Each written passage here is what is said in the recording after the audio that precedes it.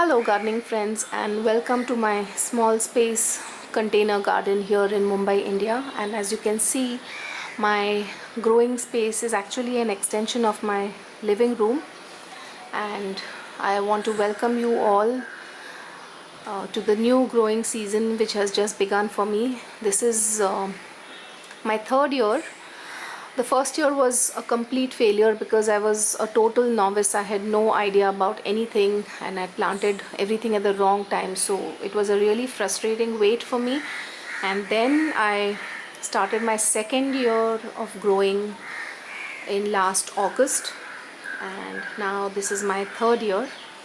And I'm really excited about this growing season because there have been quite a few changes. I have learned a lot. I have totally revamped my growing space. I have removed most of the containers that were of different shapes and sizes, and I am using these grow bags that you can see ahead. And I've got a more uniform look and feel, and in fact using these grow bags has actually increased my growing space and efficiency because I was able to utilize the space better. These grow bags, these are very commonly used in Chennai where people have rooftop gardens and balcony gardens, and these are custom made specifically for growing plants. I think it's 200 GSM if I mistake not, and all these bags that you see here ahead are 15 by 15 inches. I do have a few of my older containers there housing my potatoes. So let's go ahead and see in detail. So I have 1, 2, 3, 4, 5, 6 grow bags of the size 15 by 15 inches, and right now this one has 2 flower plants. I have my seedlings here. 3 of them are the Cherokee Purple, 1, 2 and 3. Storm Thumb is already setting fruit. My Sun Gold is setting fruit. These were the first ones that I started. This is the Al-Kufa tomato from Baker Creek, and there are 2 of them. One is here and one is ahead over there. Cherokee Purple will go in these containers which are there at the base. So I haven't removed these containers because they are big size and they're kind of out of sight. And if you can see ahead, I have used Pringles containers to plant some flowers. So let me see if that works out well. They seem to be doing well. And then here is the plant of Mimosa pudica. It's also called as touch me not. You touch it and the leaves close. The kids are really fascinated by this plant, so we've got it and it's flowering very pretty blooms.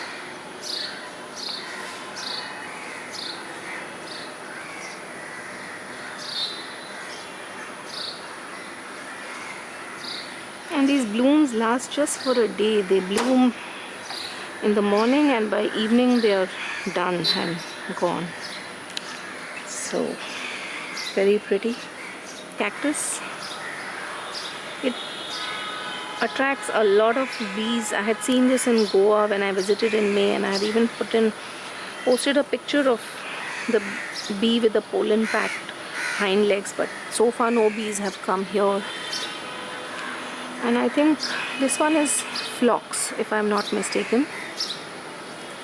And these are the zinnias that I got from the nursery. The blooms are really tiny, so I haven't removed them from their containers. I am just giving them some nutrition, and once they are done I will be putting in my own zinnias that are here.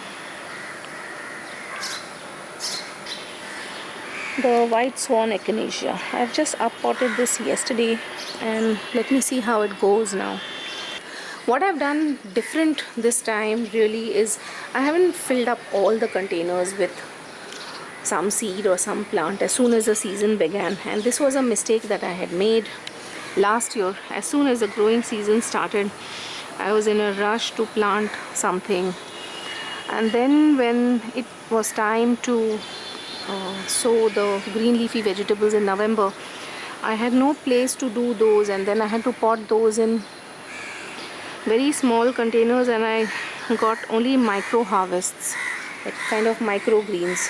So this time I'm going to keep 2 of these grow bags, or maybe even 3 reserved for the green leafy vegetables, because I realized that those are the ones that are going to give me a harvest every single day if I have enough plants, as compared to tomatoes or any other thing that may give me a harvest once in a while. So the kitchen window now, and although it's not a great day to make a video, it's dull and gloomy and it's been raining, I thought it was a good day to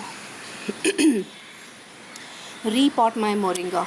Now I had already repotted it 2 months ago into this yellow kind of bag, because the bag from last year started to crumble, and at that point I hadn't decided that I'm going to remove all the containers and use the grow bags. But now, since today was an opportunity, I have repotted it, and the resilient little tree that it is, it's going to be just fine, and it's going to be cloudy, so no shock, and it should be just fine. And here I have another sack that is empty and waiting, and these 2 sacks, they contain the scarlet runner bean. I'm going to repot into the grow bags. Once they are done with, I'll be getting rid of the plant, and at that time I'll replace the cat food bags with the green grow bags.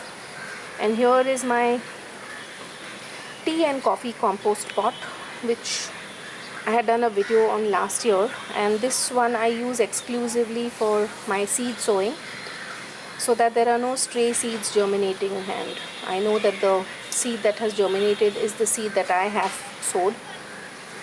And then this rectangular container in which I had my eggplant last year, I have put just flowers right now, and this is Rajnigandha, fragrant, and then the 2 seedlings next to it are mustard plants. And this pot had the root knot nematode infection. When I pulled out my eggplant, the roots were covered with these nodules. So what I had read online was you should sow mustard seeds and just let it die out and compost. Now these seeds are from last year, they have germinated this year, and I have 2 zinnia plants here. And in the corner again I've kept a grow bag that is empty, so that I can put my beans in November, the Indian flat beans that I grew last year and saved seeds from. And in the corner is a regular composting pot. Now the plan for next year is to remove this rectangular container as well and have just grow bags. So this is my kitchen window update. I forgot to mention, this is an openable section of the grill. I had opened it up when I showed it to you previously. That's what I do when I need to amend the soil or move the bags around or do any cleaning up work, and then the flap goes down, and what I do is I place one more container like this over here in the corner. For the monkey window number 3, last year we had planned that we may convert this into a French window, but that hasn't happened this year. But we have improvised the space with the use of these grow bags and it's quite a change, a refreshing change and an improvement, and I'm surprised that I've got much more space after using these grow bags. Now there are 2 sizes. One is 12 inches in diameter by 18 inches in length, and these are the ones that I'm using for the tomatoes and even for the moringa tree over here. And I have maneuvered it outside the grill so that the leaves get sunlight from out. This tree was on the left side last year. And these are my sun gold cherry tomato plants, 4 of them, and I'm a little bit surprised because these plants started to flower really early, and I even have one tomato here, and I'm wondering whether I should just remove these flower trusses because these are really small plants, maybe 15 inches and hardly 8 leaves, and they're going on producing flower trusses.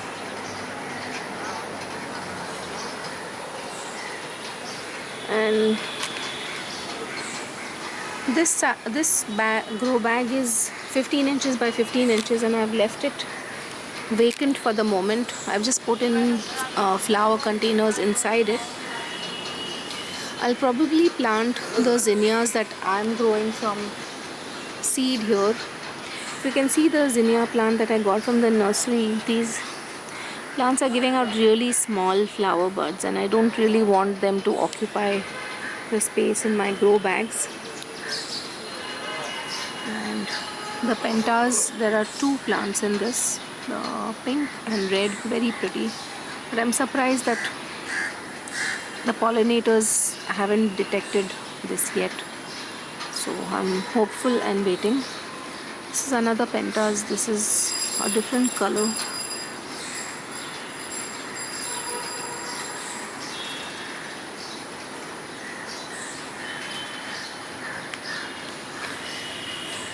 And in the corner I've used the big container that was earlier in my living room, and I've put in 2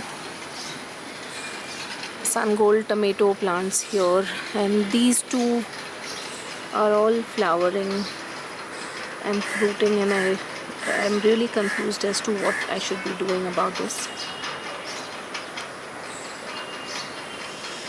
And then a few days ago I just threw some basil seeds that I had saved from last year. I just threw them, didn't bother to cover them, and they've all come up. So this is one companion plant, and then there's one sad looking marigold.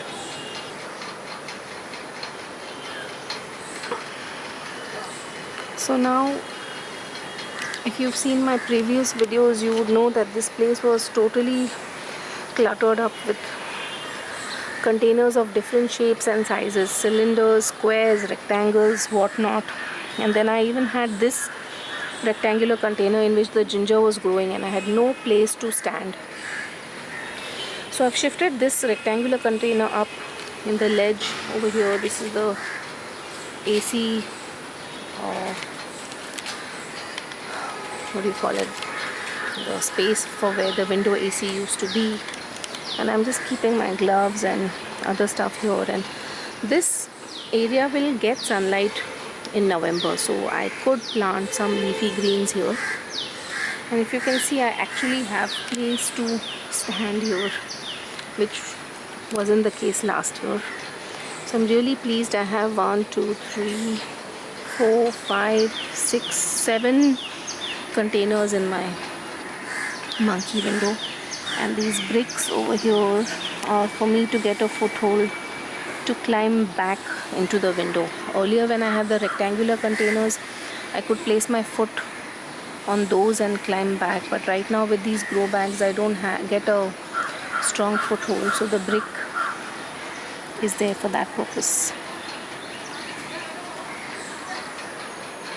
Really pleased with how the monkey window is looking now. This is how I've planned it out, and I hope that you enjoyed this little tour of my new growing season. Have a wonderful day, everyone.